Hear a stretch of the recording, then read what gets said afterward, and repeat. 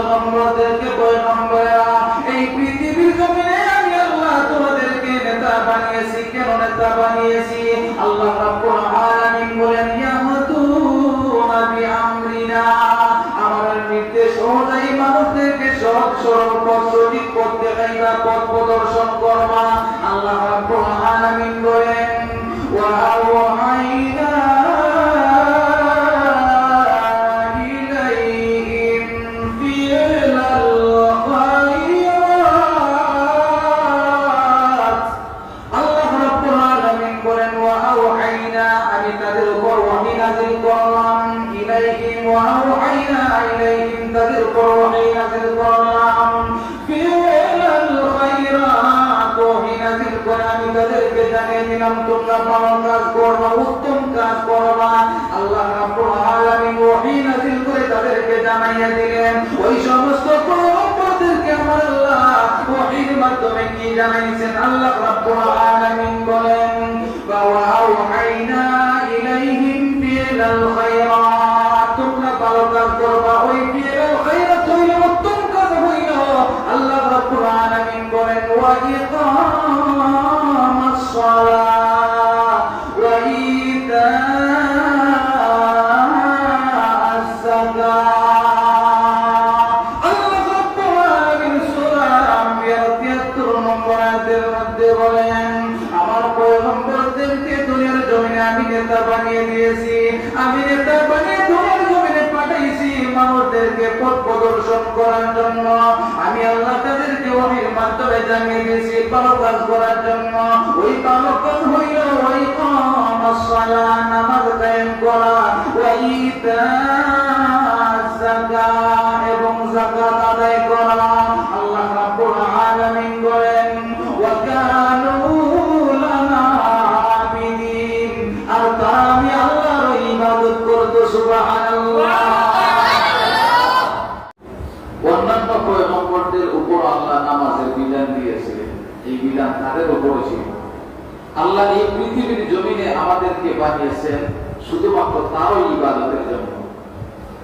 আল্লাহ রাব্বুল আলামিন কুরআন শরীফের মধ্যে বলেন ওয়া মা খালাকাতুল জিন্না ওয়াল ইনসা ইল্লা লিয়াবুদুন। আমার আপনার সৃষ্টিকর্তা মহান আল্লাহ রাব্বুল আলামিন বলেন এই দুনিয়ার জমিনে আমি আল্লাহ দুইটা জাতি সৃষ্টি করেছি আমার ইবাদত বন্দেগী করার জন্য। এই দুই জাতি হইল মানুষ এবং জিন। মানুষকে আল্লাহ রাব্বুল আলামিন ইবাদতের জন্য বানাইছেন, জিন জাতিকে আল্লাহ ইবাদতের জন্য বানাইছেন। এই পৃথিবীর জমিনে আমার আল্লাহ সমস্ত পয়গম্বর ধারাবাহিক পয়গম্বর পাঠাইছেন। 1,00,000 পয়গম্বর এই পৃথিবীর জমিনে এসেছেন। আল্লাহ রাব্বুল আলামিন এই পৃথিবীর জমিনে যত পয়গম্বর পাঠিয়েছেন প্রত্যেকের উপরে আল্লাহ নামাজের বিধান দিয়েছিলেন। নামাজ এবং যাকাতের বিধান প্রত্যেকের ছিল। আল্লাহ রাব্বুল আলামিন প্রত্যেকের উপরে নামাজের বিধান দিয়েছিলেন। সুবহানাল্লাহ। প্রত্যেকের উপরে আল্লাহ নামাজের বিধান দিয়েছিলেন। আল্লাহ রাব্বুল আলামিন কোরআনে হাকিমের সূরা আম্বিয়ার মধ্যে সূরা আম্বিয়ার ৭৩ নম্বর আয়াতের মধ্যে আল্লাহ রাব্বুল আলামিন বলেন কি বলেন وَجَعَلْنَاكُمْ أَئِمَّةً يَهْدُونَ بِأَمْرِنَا। আল্লাহ রাব্বুল আলামিন সূরা আম্বিয়া ৭৩ নম্বর আয়াতের মধ্যে বলেন وَجَعَلْنَاهُمْ أَئِمَّةً يَهْدُونَ بِأَمْرِنَا। আল্লাহ রাব্বুল আলামিন বলেন আমি দুনিয়ার জমিনে তোমাদেরকে নেতা বানিয়েছি। আমি নেতা তোমাদেরকে বানিয়েছি, অর্থাৎ আল্লাহ বলেছেন পয়গম্বরদেরকে পয়গম্বরেরা। এই পৃথিবীর জমিনে আমি আল্লাহ তোমাদেরকে নেতা বানিয়েছি। কেন নেতা বানিয়েছি? আল্লাহ রাব্বুল আলামিন বলেন ইয়াহতুনা বিআমরিনা, আমার নির্দেশ অনুযায়ী মানুষদেরকে সহজ সরল পথ সঠিক পথ দেখাইবা, পথ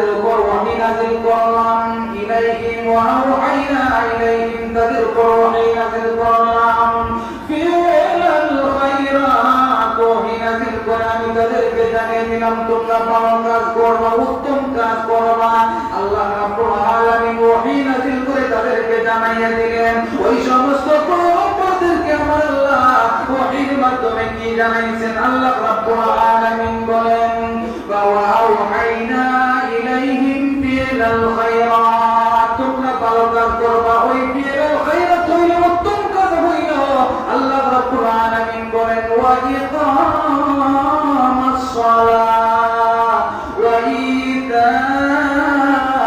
ইতাআস যাকাত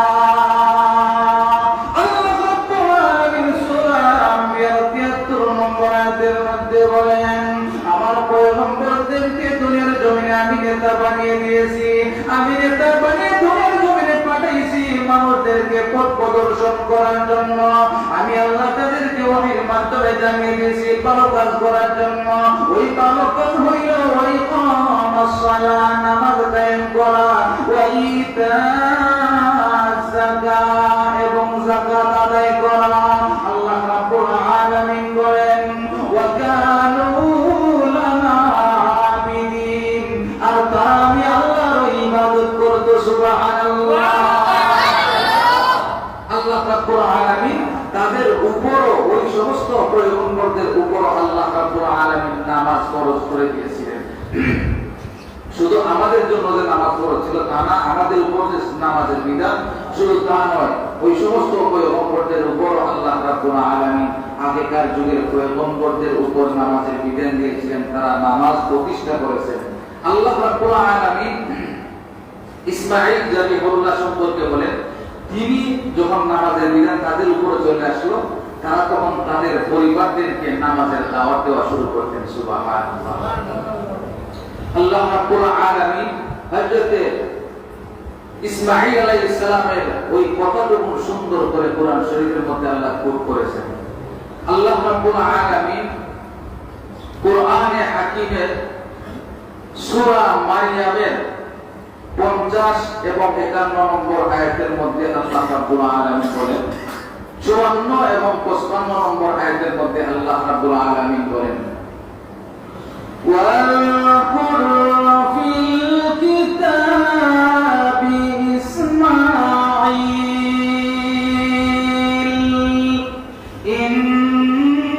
ইন্নাহু কানা সাদিকাল ওয়াদ আল্লাহ রাব্বুল আলামিন সূরা মারইয়ামের 54 এবং 55 নম্বর আয়াতের মধ্যে বলেন 54 নম্বর আয়াতের মধ্যে আল্লাহ রাব্বুল আলামিন বলেন ওয়াযকুর ফিল কিতাবি ইসমাঈল স্মরণ করো এই কিতাবের মধ্যে ইসমাঈলের কথা এই কিতাবের মধ্যে ইসমাঈলের কথা স্মরণ করো কি কথা আল্লাহ রাব্বুল আলামিন বলেন ইন্নাহু কানা সাদিকাল ওয়াদ নিশ্চয় তিনি ছিলেন প্রতিশ্রুতির মধ্যে সত্যিতে সত্যবাদী সুবহানাল্লাহ তিনি যখন ওয়াদা করতেন মানুষের সঙ্গে ওয়াদা করতেন ওয়াদার উপর খেলাপ করতেন না ওয়াদা করলে তিনি ওয়াদা সত্যতা যাচাই করতেন ওয়াদাকে তিনি পালন করতেন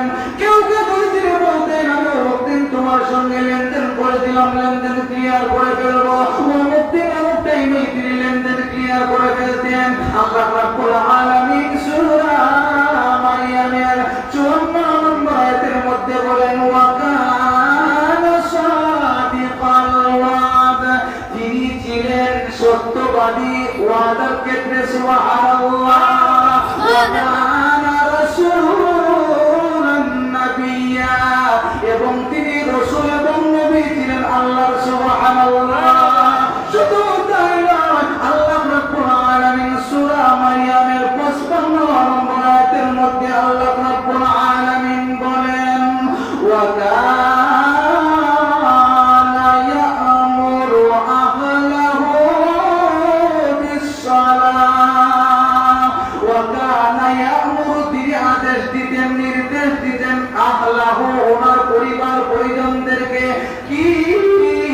নির্দেশ দিতেন বিসসালাত নামাজের, বিসসালাতি ওয়াজ যাকাত, তিনি নামাজ এবং যাকাতের নির্দেশ দিতেন পরিবারদেরকে। সুবহানাল্লাহ।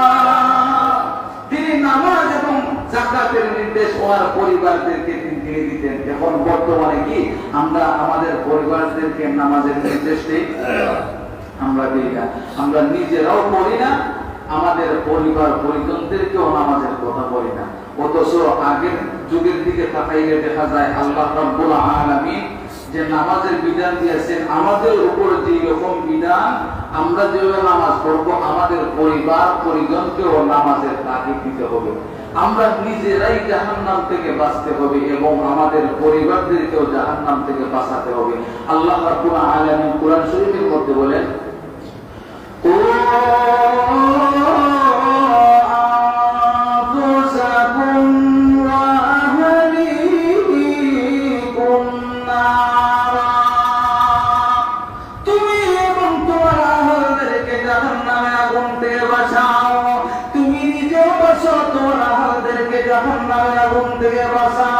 আমি 5 ওয়াক্ত নামাজ দাঁড়ি দিয়ে আদায় করলাম, ফজরের নামাজ জামাত বন্দি অবস্থায় আদায় আমি করলাম, আমি তো জান্নাত থেকে বেঁচে গেলাম।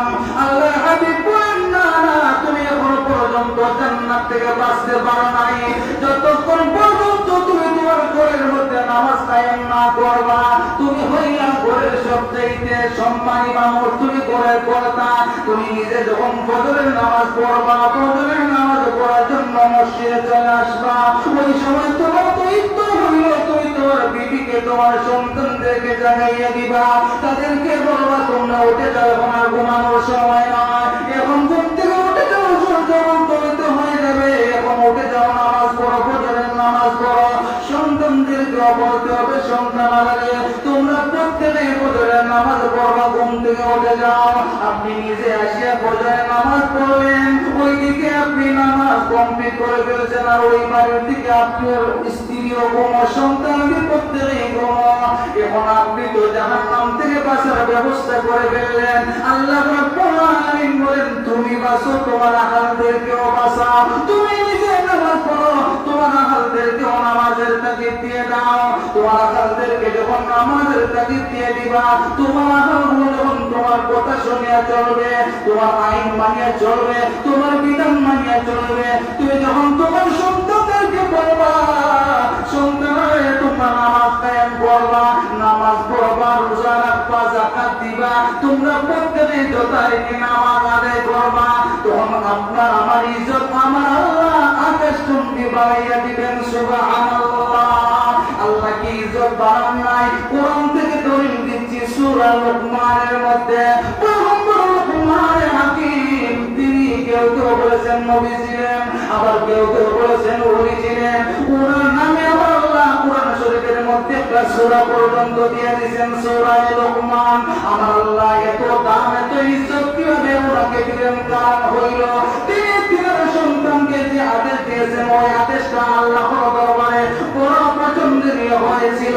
এর জন্য আমার আল্লাহ পয়গম্বর হযরতে লুকমান হাকিম লুকমান আলাইহিস সালামকে আল্লাহ ইজ্জত দিয়েছেন, এমন ইজ্জত দিয়েছেন আমার আল্লাহ ওনার নামে কোরআন শরীফের মধ্যে একটা সূরা পর্যন্ত আল্লাহ নাযিল করে দিয়েছেন। উনি ওনার সন্তানকে কি আদেশ দিয়েছিলেন? লুকমানের 17 নম্বর আয়াত, 117 নম্বর আয়াতের মধ্যে তিনি বলেন, ইয়া বুনাইয়া আকিমিস সালাহ, হে আমার পবিত্র সন্তান, আকিমিস সালাহ, তুমি নামাজ পড়ো, আকিমিস সালাহ, তুমি নামাজ পড়ো, ওয়া আমর বিল মা'রুফ, তুমি সৎ কাজের আদেশ দাও, ওয়া নাহা আনিল মুনকার, এবং অসৎ কাজের নিষেধ করো, অসৎ কাজের নিষেধ করো। এখন বর্তমানে কি আমরা আমাদের সন্তানদেরকে এইভাবে আদেশ দেই?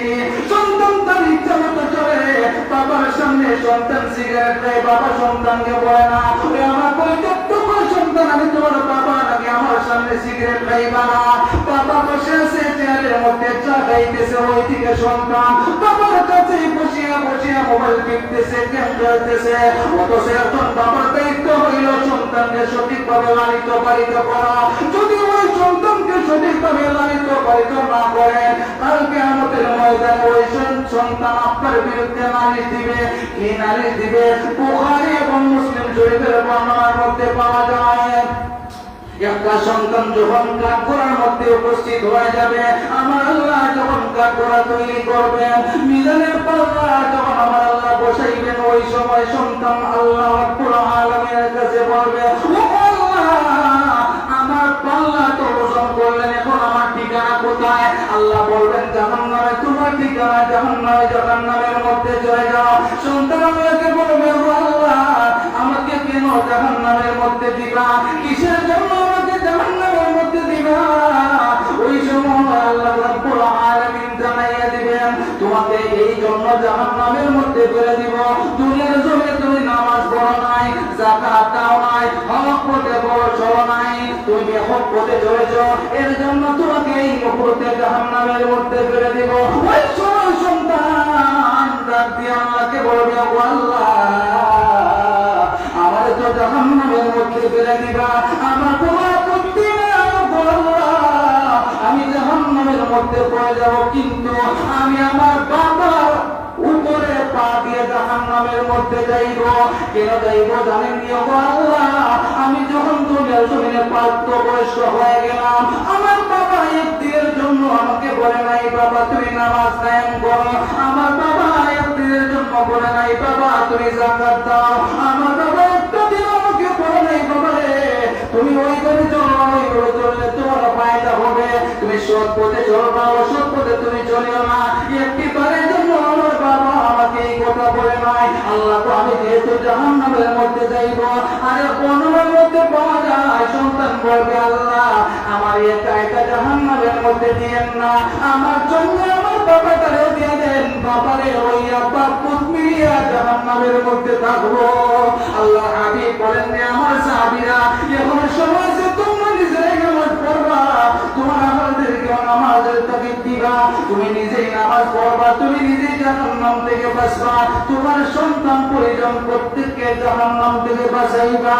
হযরত লোকমান হাকিম এমন অবস্থায় ছিলেন, কিতাবের মধ্যে পাওয়া যায় উনি একদম কালো ছিলেন। লোকমান হাকিম এত কালো ছিলেন, কালো মানুষকে আমরা বর্তমানে বেশি কালো হইলে আমরা ঘৃণা করি, কিন্তু আল্লাহ লোকমান হাকিমের ইজ্জত এমন ভাবে বাড়াইয়া দিয়েছিলেন। লোকমান হাকিম কালো হওয়ার পরে ওনার নামে কোরআন শরীফের মধ্যে সূরা নাযিল হয়ে গেছে। আল্লাহ সূরা দিয়েছেন, কেন দিয়েছেন? ওনার বক্তব্য আল্লাহর দরবারে বড় পছন্দনীয় হয়েছিল। তিনি ওনার সন্তানকে বলছিলেন, ইয়া বুনাইয়া আকিমিস সালাহ। লোকমান সূরা লোকমানের মধ্যে আরেক জায়গার মধ্যে আল্লাহ বলেন, ওয়া ইন ক্বালা লুকমানু লিবনিহি ওয়া হুয়া ইয়াইযুহু ইয়া বুনাইয়া লা তুশরিক বিল্লাহ ইন্নাশ শিরকা লাযুলমুন আযীম। লোকমান হাকিম ওনার কলিজার টুকরা সন্তানকে বলেছিলেন যে আমার কলিজার টুকরা সন্তান, তুমি আল্লাহর সঙ্গে কাউকে শিরিক করবে না, নিশ্চয় নিশ্চয় শিরিক করা হইল সবচেয়ে জঘন্যতম অপরাধ। সন্তানকে এইভাবে তিনি নসিহত দিতেন, আমার আল্লাহ ওই নসিহতগুলো কবুল করে নিছেন। এর জন্য আমার আল্লাহ লোকমান হাকিমের ইজ্জত বাড়াইয়া দিয়েছেন। জোরে জোরে বলেন সুবহানাল্লাহ। আল্লাহ রাব্বুল আলামিন লোকমান হাকিমের ইজ্জত বাড়িয়েছেন। উনি ওনার সন্তানকে তিনি আদেশ দিতেন, নির্দেশ দেন, নামাজ পড়ার কথা বলতেন, সঠিকভাবে চলার কথা তিনি বলতেন। এরপর আসেন, শুধু কি লোকমান হাকিমই তিনি ওনার সন্তানদেরকে নামাজের কথা বলছেন না, আল্লাহ কি শুধু লোকমান হাকিমের উপরে নামাজের বিধান দিয়েছিলেন? না না, আল্লাহ রাব্বুল আলামিন হযরত মুসা আলাইহিস সালামের উপর নামাজের বিধান দিয়েছিলেন। মুসা আলাইহিস সালাম নামাজের তাকিদ মানুষদেরকে দিয়েছেন। মুসা আলাইহিস সালামকে আল্লাহ রাব্বুল আলামিন জানাইয়া দেন কোরআনে হাকিমের সূরা তাহা 13 এবং 14 নম্বর আয়াত। সূরা তাহা 13 এবং 14 নম্বর আয়াতের মধ্যে আল্লাহ রাব্বুল আলামিন বলেন, ওয়া আনা ইখতারতুকা ফাসতামি' লিমা ইউহা।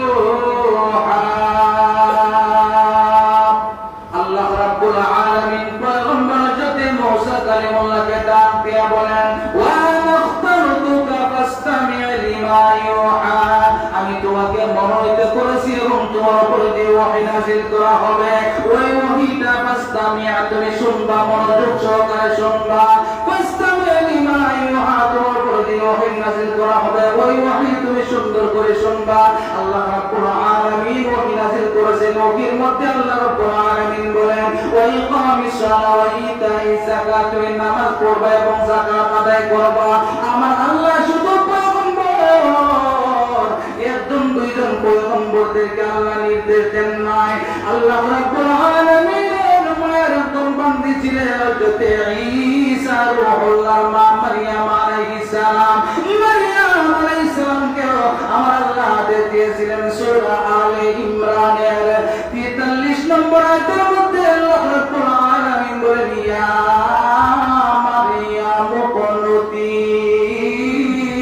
লিরাব্বিক, হে মারইয়াম তুমি তোমার প্রভুর নিকট তুমি এসে যাও, তুমি তোমার প্রভুর অবনত হয়ে যাও, তুমি তোমার প্রভুর সামনে অনুগত হয়ে যাও। হে মারইয়াম ফাবুদি ওয়াসজুদি ওয়ারকাই মা'আর রাকিঈন, সিজদা দেও, রুকুকারীদের সঙ্গে তুমি রুকু করো। মারইয়াম আলাইহিস সালামকে আল্লাহ আদেশ দিয়েছেন। আমরা উম্মতে মুহাম্মাদের উপর আল্লাহ রাব্বুল আলামিন আদেশ দিয়েছেন নামাজ পড়ার জন্য। আল্লাহ রাব্বুল আলামিন সূরা নূরের 56 নম্বর আয়াতের মধ্যে বলেন ওয়া আকিমুস সালাতা ওয়া আতুজ যাকাত ওয়া আতিউর রাসূল লাআল্লাকুম তুরহামুন। আল্লাহ রাব্বুল আলামিন বলেন নামাজ কায়েম করো, রোজা রাখো এবং আমার পয়গম্বর অনুসরণ করো, তোমরা সফল কাম হয়ে যাবা, আল্লাহ রহমত পেয়ে যাবা। শুধু তাই নয়, এই উম্মতে মুহাম্মাদের মহিলাদের উপর আমার আল্লাহ নামাজের বিধান কত সুন্দর করে দিয়েছেন। আল্লাহ রাব্বুল আলামিন কোরআন শরীফের সূরা আহজাবের 33 নম্বর আয়াতের মধ্যে আল্লাহ বলেন ওয়া কারনা ফি বুয়ুতিকুন্না ওয়া লা তাবাররাজনা তাবাররুজাল জাহিলিয়াতিল উলা ওয়া আকিমনাস সালাতা ওয়া আতিনাজ যাকাত ওয়া আতি'নাল্লাহ ওয়া রাসূলাহ। জুড়ে জুড়ে বলেন সুবহানাল্লাহ। উম্মতে মুহাম্মাদের যত নারীরা ছিল আল্লাহ রাব্বুল আলামিন নারীদেরকে ডাক দিয়ে বলেন হে নারীরা, তোমরা তোমাদের আওয়াজকে তোমরা কন্ট্রোল করবা। তোমরা নিজেরা পূর্বের আগের যুগের ওবালা নারীর মতো তোমরা চলবা না। আগের যুগের নারীরা উলঙ্গ হয়ে চলতো, তোমরা উলঙ্গ হয়ে চলবা না। তোমরা পর্দা অবস্থায় চলবা এবং তোমরা নামাজ পড়বা, যাকাত দিবা, আমার পয়গম্বর মুহাম্মদের অনুসরণ করবা। আমি আল্লাহ যা বলবো তা মানিয়ে চলবা। আমি আল্লাহ যা বলবো তা মানিয়ে চলবে। দুনিয়াতেও তোমরা ইজ্জতওয়ালা হইবা, আখিরাতেও আমি আল্লাহ তোমাদেরকে ইজ্জতওয়ালা বানাইব। আখিরাতে তোমাদেরকে আমি আল্লাহ এবং পুরস্কার দিব। হে নারী, তুমি যখন জান্নাতে যাইবা, তুমি তোমার আহলদেরকে লইয়া জান্নাতে যাওয়ার সুন্দর ব্যবস্থা আমি আল্লাহ করে দিব। সুবহানাল্লাহ।